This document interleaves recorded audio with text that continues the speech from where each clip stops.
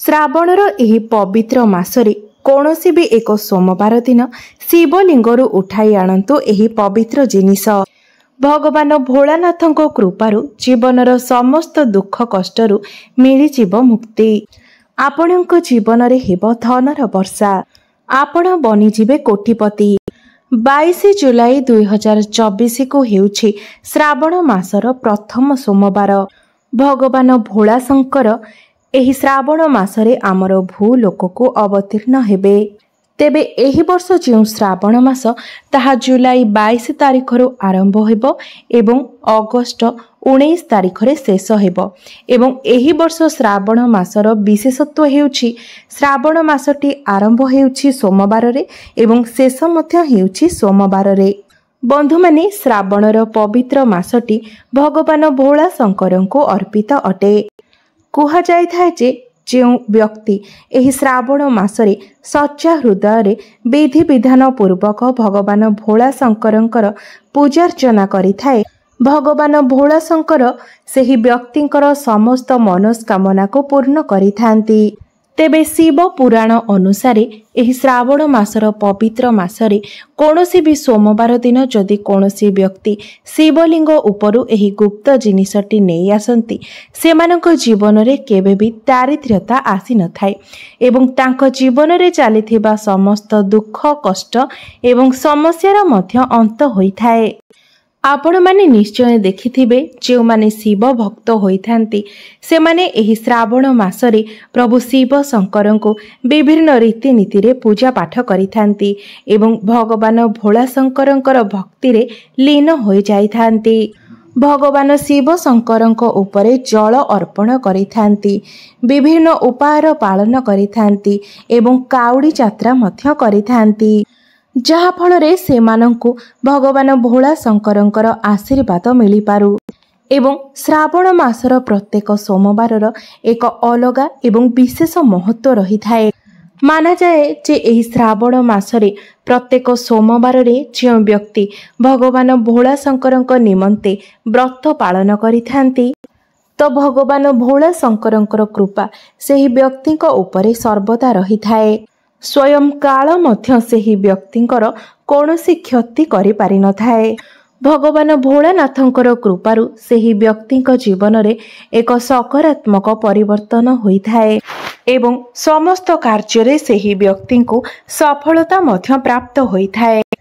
ମାତ୍ର ଯଦି ଆପଣ ଶ୍ରାବଣ ମାସର ପ୍ରତ୍ୟେକ ସୋମବାରରେ ଭଗବାନ ଭୋଳାଶଙ୍କରଙ୍କ ପାଇଁ ବ୍ରତ ରଖିପାରିବେ ନାହିଁ, ତେବେ ଯଦି କୌଣସି ବି ଗୋଟିଏ ସୋମବାର ଦିନ ଆପଣ ଭଗବାନ ଶିବଙ୍କ ମନ୍ଦିରକୁ ଯାଇ ଶିବଲିଙ୍ଗରୁ ଏହି ଗୋଟିଏ ଜିନିଷ ନେଇ ଆସୁଛନ୍ତି ଏବଂ ଆପଣଙ୍କର ଘରେ ରଖିଦେଉଛନ୍ତି, ଯାହା ବିଷୟରେ ଆଜି ମୁଁ ଆପଣଙ୍କୁ ଏହି ଭିଡ଼ିଓଟିରେ କହିବାକୁ ଯାଉଛି, ତେବେ ବନ୍ଧୁମାନେ ଏହାଦ୍ୱାରା ଆପଣଙ୍କ ଗୃହରେ କେବେ ବି ଧନ ଧାନ୍ୟରେ ଅଭାବ ହୋଇନଥାଏ।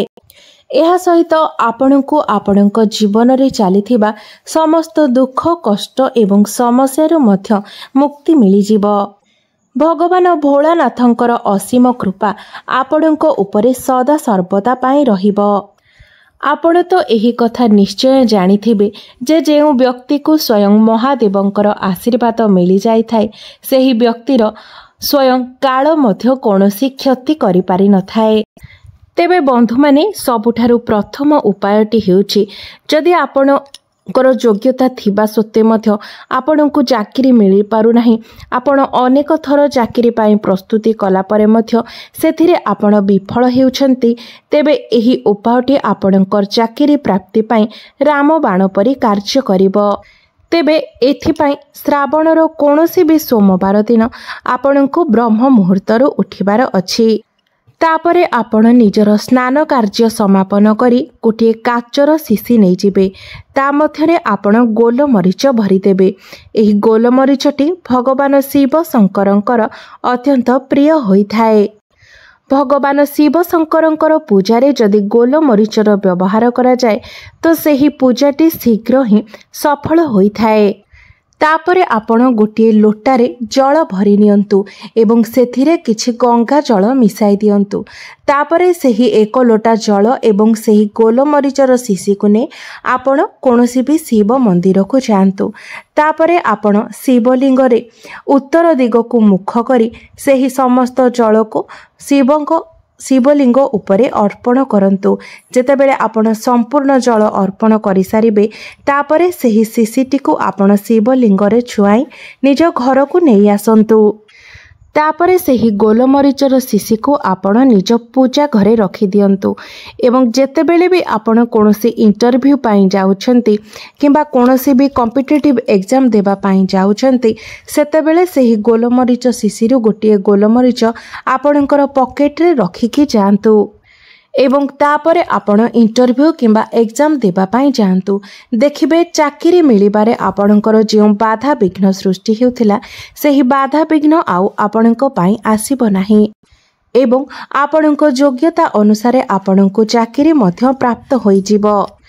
तेबे बंधु माने सबुठारु गुरुत्वपूर्ण कथा हेउची आपण जेउ भी उपाय पालन करूछंती सेही उपायटी रे आपणकर संपूर्ण रूप रे श्रद्धा भक्ति एवं विश्वास रहिथिबा आवश्यक। आपण संपूर्ण श्रद्धा भक्ति एवं विश्वासर सहित जदि एही उपायटी पालन करंती तेबे निश्चित भाबरे आपणको चाकरी प्राप्त हेबो। द्वितीय उपायटी हेउछि जदि आपण एही उपायटी को करिनियंती तेबे एहा द्वारा आपणक घरर उन्नति होइथाए।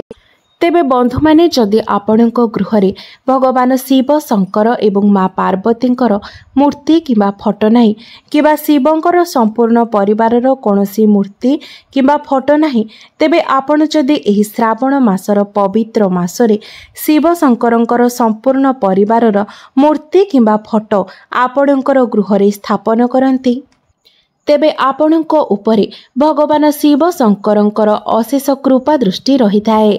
आपणक गृहरे उन्नति हेबाको लागिबो एवं गृहर समस्त नकारात्मक शक्ति गुड़िक नष्ट होई गृहरे सकारात्मक ऊर्जार निर्माण हेबो। एमिति माना जाइथाए जे एही श्रावणर पवित्र मासरे जदि आपण भगवान शिव शंकरंकु रुद्राक्ष अर्पण करंती तेबे भगवान शिव शंकरंकर आशीर्वाद एवं कृपा आपणक उपरे सदा सर्वदा पाई रहिथाए।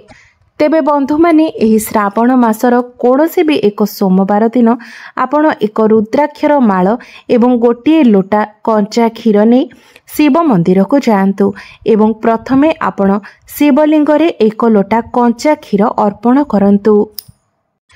तेबे बंधु माने जेतेबेले आपण सबु क्षीर अर्पण करि सारुछंती तापरे एही रुद्राक्ष माळटी को शिवलिंग रे छुआई तापरे निजे सेही रुद्राक्षर माळ को धारण करंतु।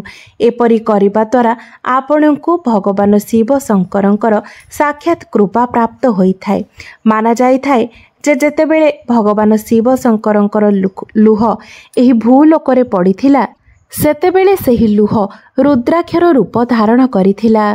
तेबे आपण चाहिले सेही रुद्राक्षर माळ को धारण करि पारिबे एवं जदि चाहिबे तेबे सेही माळ को आपणकर पूजा घरे रखी प्रत्येक सोमवार दिन ताको पूजा मध्य करि पारिबे।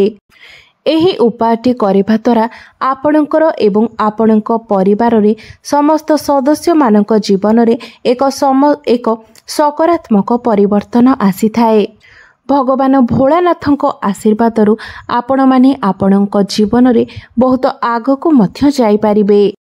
बंधु माने जदि आपण जेते रोजगार कले मध्य आपणଙ୍କ पाखरे पैसा रहु नाही आपण माने सर्वदा आर्थिक समस्या रे घेरी होई रहुछंती आपणଙ୍କ उपरे ऋण करजर भार बढ़ी जाउछि एवं जेते चेष्टा कले मध्य आपण ऋण करज सुझिबाकू सक्षम होई पारु नाहंती तेबे श्रावणर एही पवित्र मासरे कोनोसी भी सोमवार दिन आपण एक डंबरू किनि नियंतु एवं सेही डंबरू को नहीं आपण भगवान भोला शंकरंकर मंदिर को जांतु। तापरे आपण सेही डंबरू को शिवलिंग रे छुआई निज पूजा घरे आनी रखी दियंतु एवं प्रत्येक सोमवार दिन धूप दीप दे सेही डंबरू को पूजा करंतु। ଏହି ଉପାୟଟି କରିବା ଦ୍ୱାରା ଆପଣମାନେ ଦେଖିବେ ଯେ ଧୀରେ ଧୀରେ ଆପଣ ଋଣ କରଜ ଶୁଝିବାକୁ ସମର୍ଥ ହେବେ। ଆପଣ ସମ୍ପୂର୍ଣ୍ଣ ରୂପରେ ଋଣ କରଜ ଭାରରୁ ମୁକ୍ତ ହୋଇଯିବେ। ଆପଣଙ୍କ ଗୃହକୁ ଧନ ଆସିବା ଆରମ୍ଭ ହୋଇଯିବ ଏବଂ ଆପଣଙ୍କର ସଞ୍ଚିତ ଧନରେ ବୃଦ୍ଧି ହେବାକୁ ଲାଗିବ। ବନ୍ଧୁମାନେ, ଯଦି ଆପଣଙ୍କର ଶତ୍ରୁ ସଂଖ୍ୟା ବଢ଼ିଯାଇଛନ୍ତି, ଶତ୍ରୁ ପୀଡ଼ା ଆପଣଙ୍କୁ କଷ୍ଟ ଦେଉଛି, ତେବେ ଶତ୍ରୁମାନଙ୍କ ଠାରୁ ରକ୍ଷା ପାଇବା ପାଇଁ, ଶତ୍ରୁ ପୀଡ଼ାରୁ ମୁକ୍ତି ପାଇବା ପାଇଁ ଶ୍ରାବଣ ମାସର ପବିତ୍ର ମାସରେ କୌଣସି ବି ଏକ ସୋମବାର ଦିନ ଆପଣମାନେ ପିତ୍ତଳର ଏକ ତ୍ରିଶୂଳ କିଣି ଆଣନ୍ତୁ। ତାପରେ ସେହି ତ୍ରିଶୂଳକୁ ନେଇ ଆପଣ ସୋମବାର ଦିନ ଶିବ ମନ୍ଦିରକୁ ଯାଆନ୍ତୁ ଏବଂ ଭଗବାନ ଶିବ ଶଙ୍କରଙ୍କର ଡାହାଣ ଚରଣରେ ଏହି ତ୍ରିଶୂଳକୁ ଛୁଆଇ ନିଜ ଘରକୁ ନେଇ ଆସନ୍ତୁ। ଏହି ଉପାୟଟି କରିବା ଦ୍ୱାରା ଆପଣଙ୍କୁ ଶତ୍ରୁ ପୀଡ଼ାରୁ ମୁକ୍ତି ମିଳିବ। ଶତ୍ରୁମାନେ ଆପଣଙ୍କର କୌଣସି କ୍ଷତି କରିପାରିବେ ନାହିଁ। ଯଦି ସେମାନେ ଆପଣଙ୍କର କୌଣସି କ୍ଷତି କରିବାକୁ ଚେଷ୍ଟା କରନ୍ତି, ତେବେ ଓଲଟା ସେଇମାନଙ୍କର ହିଁ କ୍ଷତି ହେବ।